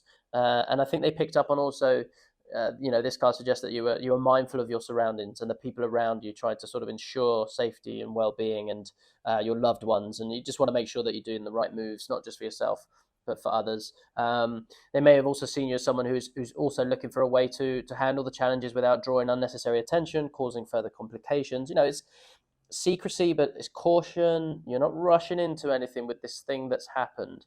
There is a major arcana relation to this is the Hermit. So there is a kind of introspective, careful approach. There's wisdom, careful considerations. There is also a forward look towards a result. So you're looking ahead also for like, right, this is what I want to aim at now. After this culmination, after this moment of transition. And so they picked up on that sort of cautious energy as well in that last meeting. All right, let's see what else we have here. Yeah, so again, the through line of that newness, looking forward here, right? There is a very careful consideration. And look, the Pentacles, the Seven of Pentacles, this wise, waiting, patiently investing in something is what's coming up here as well. Is you're looking at what's next, what new thing can I put my energy into? I think they picked up on that sort of enthusiastic energy about excitement about the new thing, the new project, the new idea that you may have, and they may have perceived also that you're someone who really does have the ability to create abundance, success in your life. It's evident by your practices and your habits and financial sort of ability, but above all, I think your optimism and your readiness to really seize opportunities were likely really noticed and admired. They may have also noticed that you're focused on turning your dreams and goals into reality as well. You spoke of that energetically. And there's a practical approach to achieving your aspirations as well, which I think is respected quite considerably. This card also suggests that you're laying down the groundwork. You're laying the groundwork, investing energy, time, resources into that prosperous future, and your efforts to ensure stability in your life were noticed as well. There's a nurturing aspect to it with the garden here. This is like an empress kind of vibe about it, and ensuring that you are taking care of everyone around you as well. The major arcana also associated with this card is the Magician, which is essentially this ability to use your skills to create and manifest the reality that you want to manifest and create for yourself. So there's that energy which is very potent. So the theme of what they felt here was newness, new beginnings, opportunities, potential. All right, so great potential. So let us expand this one a little bit again. And there are no coincidences in these readings. Honestly, when I do this, it's time and time and time again. So we have a confirmation here, what I was saying about the Empress energy, and there she is, the Empress, making her presence known here, that what you're doing, the bold moves that you're taking, the responsibility, the nurturing aspect of it, is recognized, and it was felt by them in that last meeting. And so there's also an energy and an aura that exuded here by you of health, as vitality, and really, again, that ability to sort of attract abundance, to create and manifest your reality with that energy of the Magician coming through there, being picked up on. They sort of see your ability to do that, and they respect that. They also perceived you as someone who cares deeply about others, again, in the nurturing element. All right, so it's a real emotional support and comfort that you're offering others around you, despite the struggles, despite the the challenges, we could say, and this creative energy as well, and the dedication to personal growth. That real commitment to evolution, to growth in general, is really really acknowledged. There is also a harmony and a harmonization happening here, suggesting that you're sort of calming, stabilizing effect on those around you, promoting peace, well-being, and ability to maintain the balance in your life and your relationship. I think it was likely respected as well. There is a strong maternal energy associated with the Empress, and that was also felt. It was very warming to them, very nurturing. So yeah, those themes of abundance, nurturing, creativity, were all there, and they were experienced, and in particular, probably contrasted as well with the experience that have gone through. It was probably more pronounced, I would say. Well, the energy of Empress and Emperor, really the balance that we're getting here is strong, and so with the presence of the Emperor, there's just adding to this feeling of stability, reliability, and sense of confidence in your own ability. And so I think you're providing incredibly stable energy. You're exuding stability in the storm, in particular, and so that was picked up. There's also a sense of authority associated with the Emperor. So, you're taking those bold, authoritative moves and confidently making decisions and taking actions from a place of being self-assured. So there's a leadership element also woven into all of this, whether that's leading others or leading yourself through the storm. I think it's definitely evident to them, and they picked up on that for sure. There's a methodical approach to you. You're organized, you're disciplined, and this I think was also picked up as well. And there's also control associated with this card, meaning that again you're at the wheel, you're in control, stuff's happened, and you're really navigating it very well, commanding authority, and despite it all. Okay, so structure, leadership, control, command, all of these are strong elements. Again, with the Pentacles here, this time with the Knight of Pentacles, really signaling a sort of dutiful, responsible, grounded, methodical approach, in particular to material matters. You're taking care of it. You're kind of like putting things in place. That's what's being felt here from this person, and in a sort of dutiful way. And people can rely on you. There's a high energy of reliance there, and it's really noticed. There is also fast moving ideas, impassioned sort of movement, energy. This wasn't a stagnant energy that was experienced by this person in that last meeting with you. A flurry of ideas and thoughts and passion was kind of whipping past them, and in your presence. You were highly energized. You saw the prospect of a future. You felt empowered to create that future for yourself, and I think this was noticed. They felt like you had the capacity. It could have been a little overwhelming, for them to sort of be in this fire hose of energy and ideas, but and that could have been the impression that they got. No, you are highly energized at this point. I also see this as the cards flow, as the sort of the beginning of the encounter and towards the end of the encounter, and how that sort of journey happens as well, is what I pick up here, because there was a contemplative, careful assessment of what had happened, strategic, and now towards the end of the conversation, with the new beginnings, the creation, we're starting to see the qualities of that communication change, and coming towards the wands here. As I said, it's a real passionate, fast flowing energy that is being picked up, in contrast to how the beginning of it was like careful consideration based on those events. And so the Five of Pentacles, we've got a lot of pentacle energy happening throughout the reading, and this is the finances, the material stability, etc., etc. And there's something being felt here by them in with the Five of Pentacles, and an element of isolation.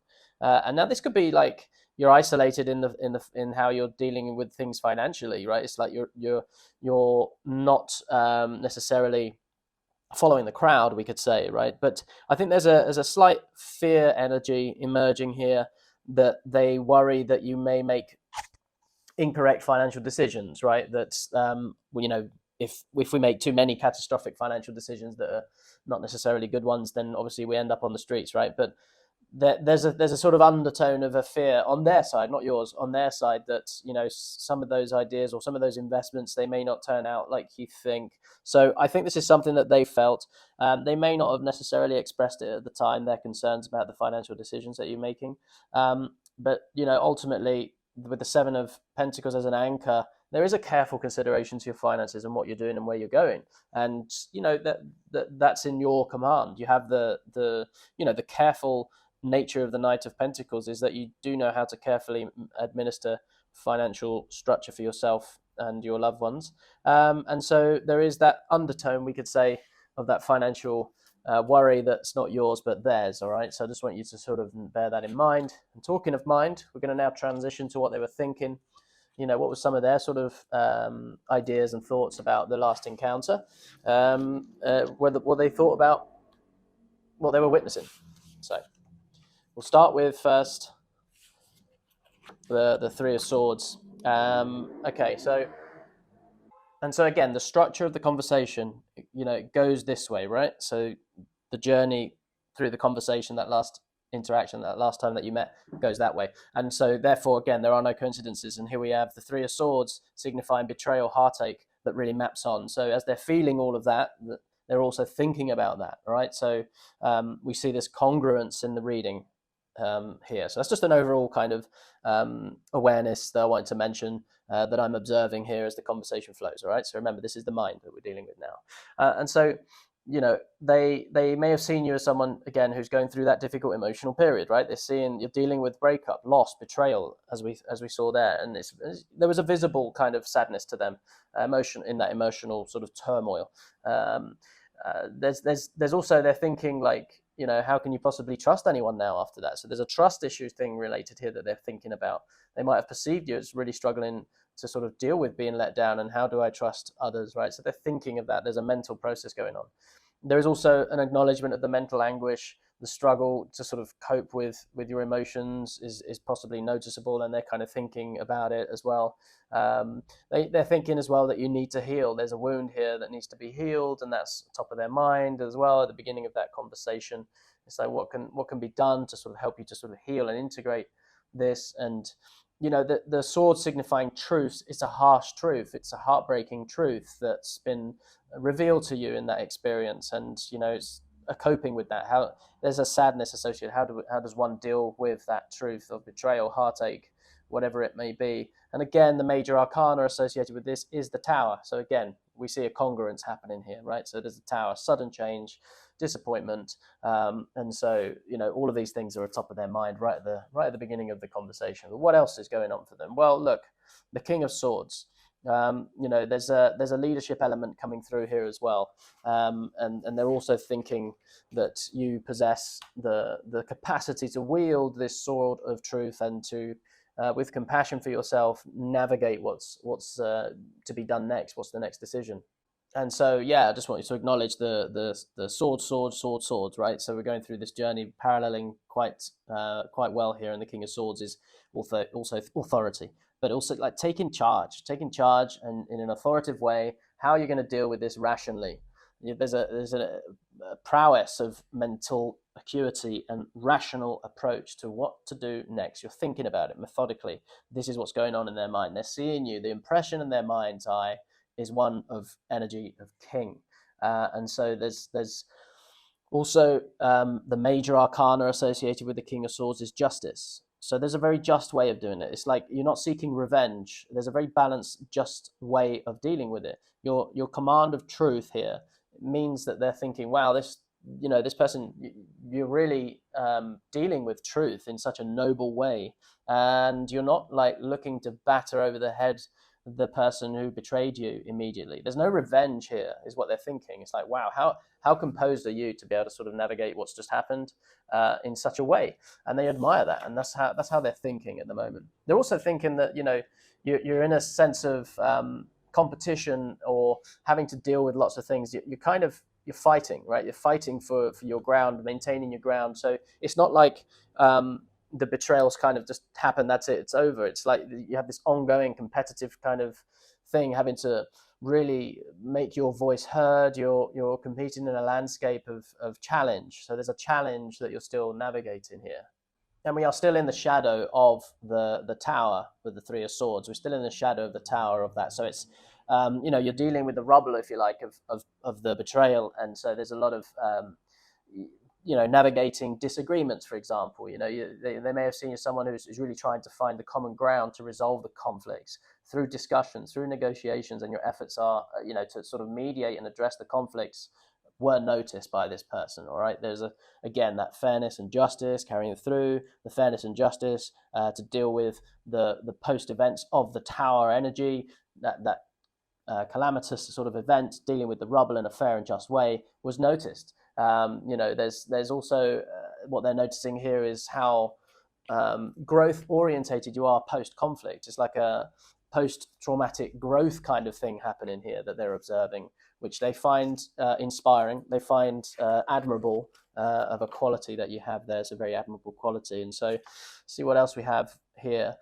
So they're also noticing that on among the rubble, we could see this cloud formation here as the dust and the rubble that's left is a multitude of sort of options, if you will, or choices or things that need to be sorted out, whether it's finances, whatever it may be. What are the lingering sort of snakes and the threats that are still there? What is the sort of dragon that you still need to face? The fundamental the narrative and the mythology around the dragon and the caves, etc., is about facing the truths around a wounding and a pain, and a truth that only is revealed once you face the dragon.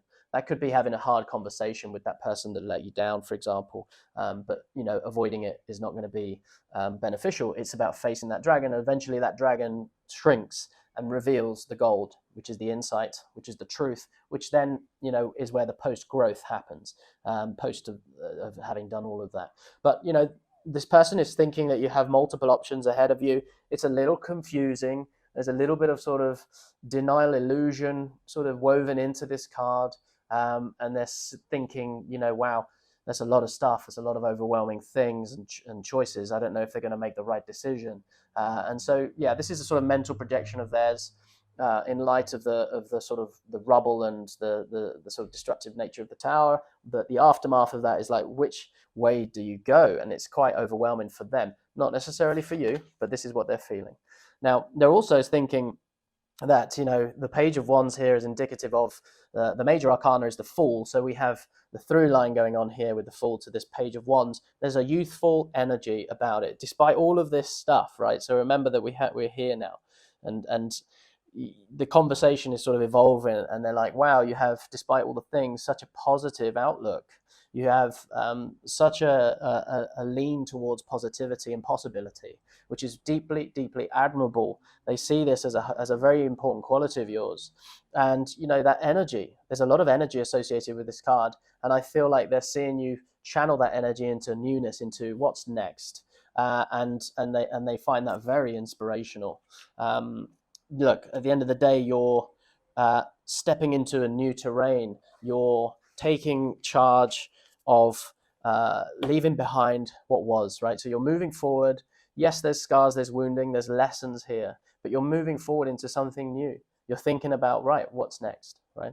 You're moving on from this, and they're kind of observing you here, and to doing that. There's an embarking on a new journey, and they're thinking, wow, I wonder if they're going to go abroad, if they're going to cross the sea to another new place. And so, the options here are many that are before you. What to do next? Do I leave the country? Do I embark on something new, a new project? But there's definitely a newness about it. There's a journey happening here, and ultimately we have another confirmation of justice with the major arcana of justice here. Everything that you're doing with the truth in hand, with the sword of truth in hand, you're doing it in a fair way. You could quite easily be vengeful considering what happened. That's what I'm picking up here. They're seeing you as, wow, how are you navigating it so gracefully? How are you staying positive, moving forward? You're very fair, very just about it all. And I think there's a really admirable quality that they're thinking about here. That's the end of the conversation with justice, with the crown, with leadership happening. This like the emperor that came up here. That's what they're thinking. It's like, wow, very inspirational. And you're managing to balance everything. And there could be a legal connotation as well with justice here, in that you're taking care of matters in a very practical way, making sure that legally everything is above board, but also, whether that means getting a lawyer making sure that contracts are watertight, whatever it may be. There's a methodical approach to it. And again, the swords, page of swords, reminding us that they're thinking that you are really using your intellect to see what's next, what's possible, what alternative possibilities are there out there. And again, there is a sort of tie back to the Fool a little bit here, in the sense that, as with the Page of Wands, what's a new perspective? You're trying to take a new perspective, but also the Hanged Man is here. New perspective, new possibilities, new ideas, new ways of doing things. There is a courage of conviction going on here, but again, we're seeing the symbolic carrying of the sword of truth. And that's the beginning of the conversation. The root of it was like this deception around truth. There's like many different truths all kind of being displayed, and some are honest, and some are real, some are not. And so there was that betrayal aspect here. But throughout the conversation, we're seeing that this person is thinking of you as someone who upholds the truth, really has a firm grip of it, and is willing to really steer towards the direction of what's next, in a very methodical, eyes wide open kind of way. All right, so super positive. There's a very interesting emergence of a conversation and the pattern of it and the direction of it. What I want to do now is just sort of clarify a little bit of what's the energy between you two, you and this person. What's the type of relationship? So we can go type of relationship. All right, I have the world. And then I'm going to ask another question in a moment, but let's stick with the world for now. Well, some of the main themes associated with the world is a sense of completeness and wholeness. So the relationship might be a relationship that is definitely fulfilling, it's enriching. I think it's providing a sense of balance, there's a sense of harmony between the both of you. And this connection feels, like I said, whole, well-rounded. I think it's contributing to each other's personal sense of fulfillment, right? So that's the first thing that comes out, mutual fulfillment. Whether that's emotionally, intellectually, possibly sort of spiritually as well. There's a connection there. It's a mature connection.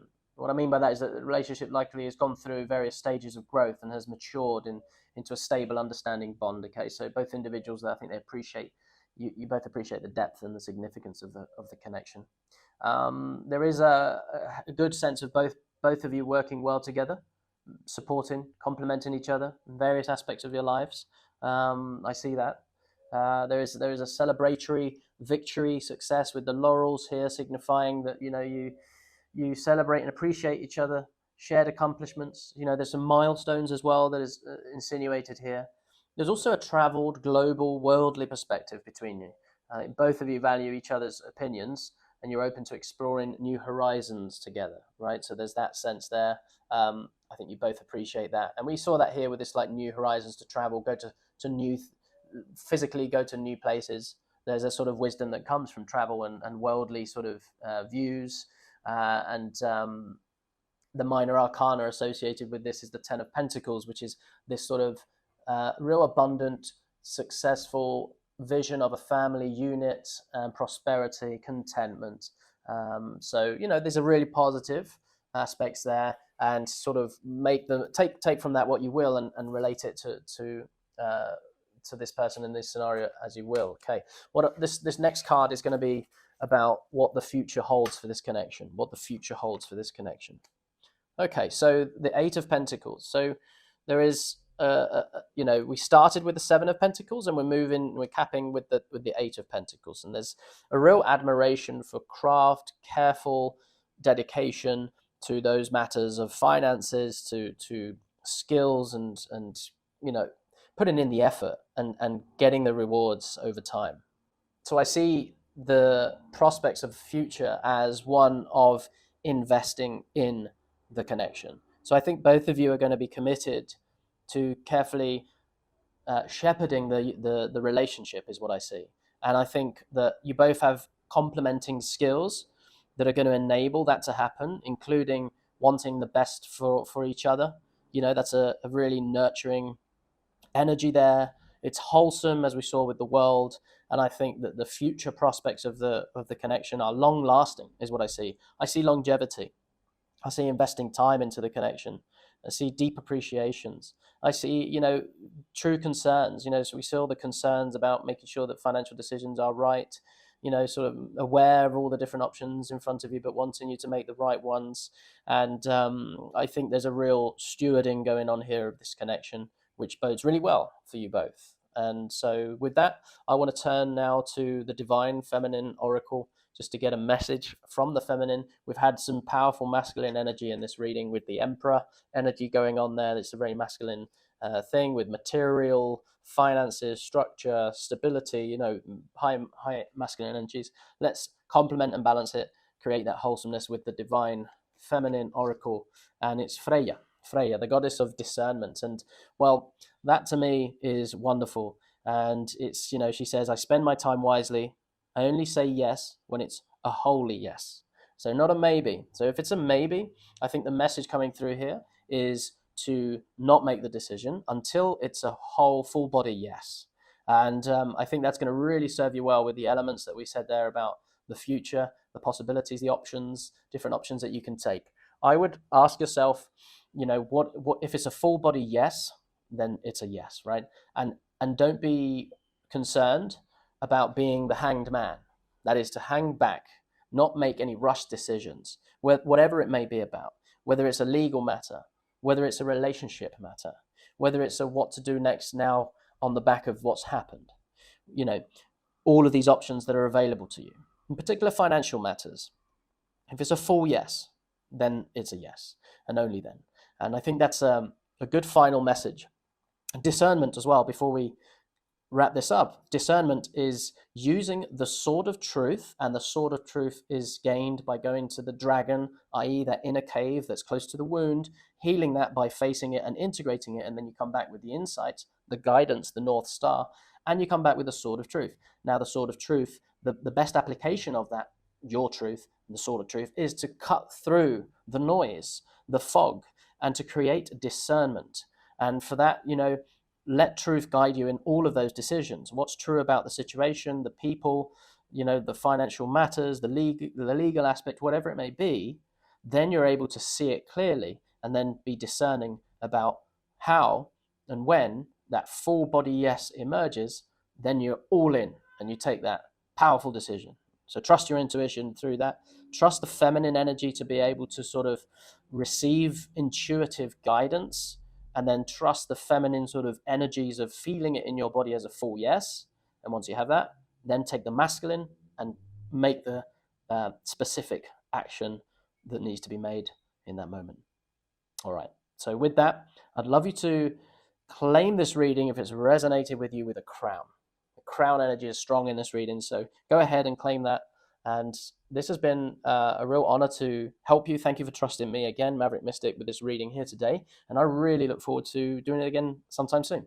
Until then, take care.